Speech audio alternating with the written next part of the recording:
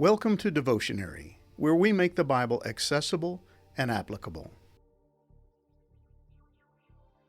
Wholehearted obedience to God flows from a heart of love for God.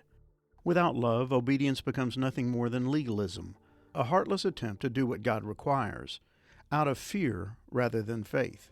Instead of viewing God as a loving Father who has our best interest in mind, we begin to view Him as a taskmaster who demands that we earn His favor through self-empowered adherence to His commands.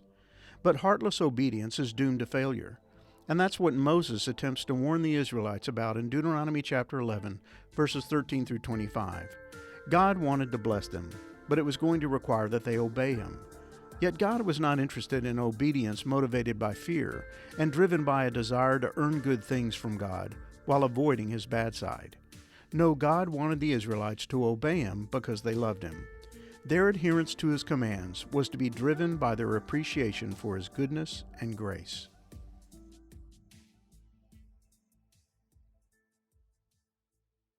And if you will indeed obey my commandments that I command you today, to love the Lord your God and to serve Him with all your heart and with all your soul, He will give the rain for your land in its season, the early rain and the later rain, that you may gather in your grain and your wine and your oil.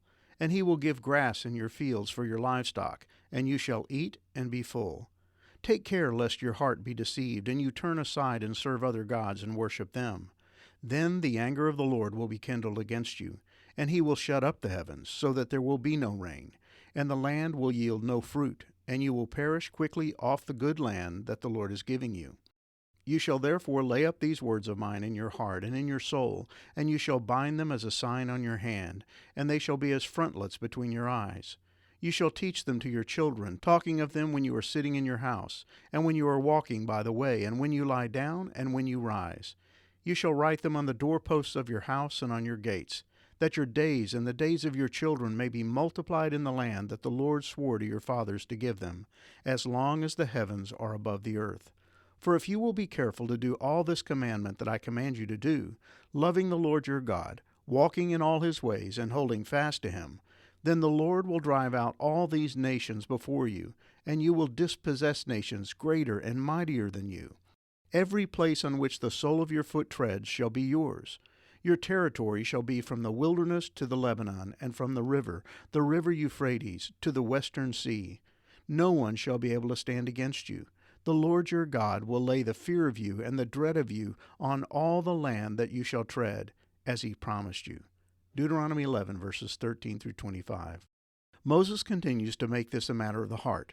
While he has repeatedly addressed the need for the Israelites to obey God, and he does so again in this section of his address, he will not allow them to practice a form of obedience that is mere form and function, yet devoid of faith and love. Moses provides them with a conditional clause designed to drive home the non-negotiable role of love in their relationship with God. In the New English translation, verse 13 reads this way: If you pay close attention to my commandments that I am giving you today, and love the Lord your God, and serve Him with all your mind and being. Notice the two parts of this conditional clause. First, Moses calls them to pay close attention to the commandments of God. The Hebrew word Moses used is shema, and it is most often translated as hear, but it also carries the idea of obedience. They were to listen carefully to all the commands that Moses had shared with them, but more importantly, they were to hear and obey. But Moses ties their hearing and obeying to a second non-negotiable expectation.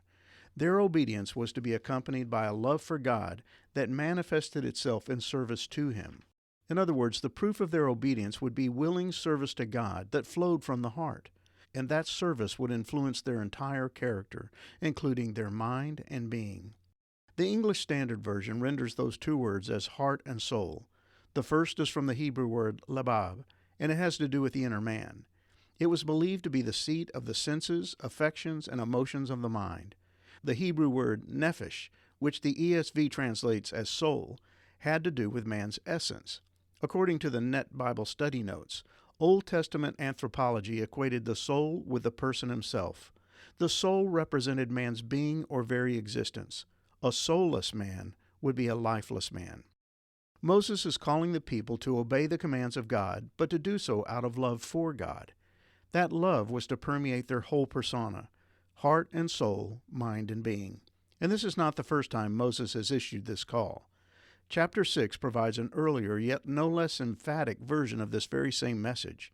You must love the Lord your God with your whole mind, your whole being, and all your strength. Deuteronomy 6, verse 5.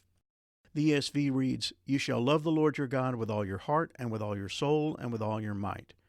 Moses was calling for complete and total commitment to God. They were to put every fiber of their being into their relationship with God. And if they did, there would be very positive consequences. Remember, Moses used a conditional clause, an if-then statement, to drive home his call to love and obey. He told them that if they would obey, love, and serve God with all their heart, soul, and strength, then God would reward them with his unparalleled blessings. Then he will send the rains in their proper seasons, the early and late rains. Verse 14. He will give you lush pasture land for your livestock, and you yourselves will have all you want to eat. Verse 15. There would be tangible benefits to their loving obedience to God. The covenant between God and Israel was conditional. It was going to require their unwavering allegiance and heartfelt obedience to his will for them. They were not free to live in the land of promise according to their own terms. God had set them apart as his own, and he fully expected them to live accordingly. And Moses made it painfully clear what would happen if they didn't. Then the anger of the Lord will be kindled against you, and he will shut up the heavens so that there will be no rain, and the land will yield no fruit, and you will perish quickly off the good land that the Lord is giving you. Deuteronomy 11, verse 17. Remember, the covenant was conditional. If they obeyed, they would experience God's blessings. But if not, the outcome would be dramatically different. No rain, no fruit, no future in the land. And this negative outcome would all begin with their unfaithfulness to God. Take care lest your heart be deceived, and you turn aside and serve other gods and worship them. Deuteronomy 11, verse 16. Again, notice the emphasis on the heart. The heart would be the primary point of failure. If they truly loved God with all their heart, soul, and strength, there would be little risk of them being deceived. But half-hearted love for God and a partial commitment to his will leaves plenty of room for unfaithfulness. The enemy always attacks at the greatest point of weakness, and anyone whose heart is not fully committed to God will find himself an easy target for temptation, which is why James wrote, Temptation comes from our own desires, which entice us and drag us away. These desires give birth to sinful actions, and when sin is allowed to grow, it gives birth to death. James 1, verses 14 through 15. If our relationship with God is based solely on rule-keeping, it won't be long before we find ourselves resenting all the restrictive regulations he's placed on us.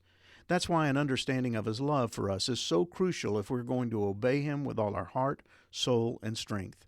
Legalism is the byproduct of a loveless relationship with God. As we begin to question his love for us, our love for him diminishes, and the result is loveless, lifeless rule-keeping. The heart's not in it.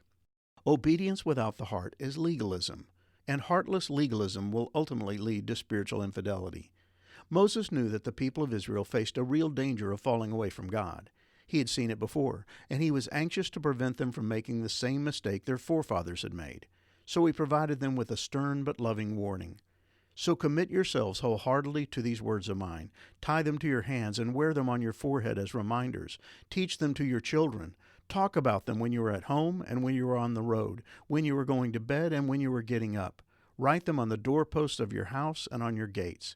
Deuteronomy 11, verses 18 through 20. He called them to an all-out, no-holds-barred commitment to keeping the commands he had shared with them. This was to be a community-wide affair where every man, woman, and child was educated in the ways of God. The entire nation of Israel was to commit itself to God with all their heart, soul, mind, and strength. Be careful to obey all these commands I am giving you. Show love to the Lord your God by walking in his ways and holding tightly to him. Deuteronomy 11, verse 22. They were to prove their love for God by faithfully keeping the commands of God. And if they did, then God would bless them. Then the Lord will drive out all the nations ahead of you. Verse 23. Wherever you set foot, that land will be yours. Verse 24. Your frontiers will stretch from the wilderness in the south to Lebanon in the north, and from the Euphrates River in the east to the Mediterranean Sea in the west. Verse 24. No one will be able to stand against you. Verse 25. God would do his part, but he required that they live in obedience to his will. Yet God was not demanding legalistic adherence to a set of religious rules and standards. He was calling on His chosen people to respond in loving submission to His will because of His unwavering love and care for them. He wanted their obedience to be based on a trust in His faithfulness, not simply a fear of His anger. He wanted them to obey, not because they hoped He would bless them, but because He had already blessed them.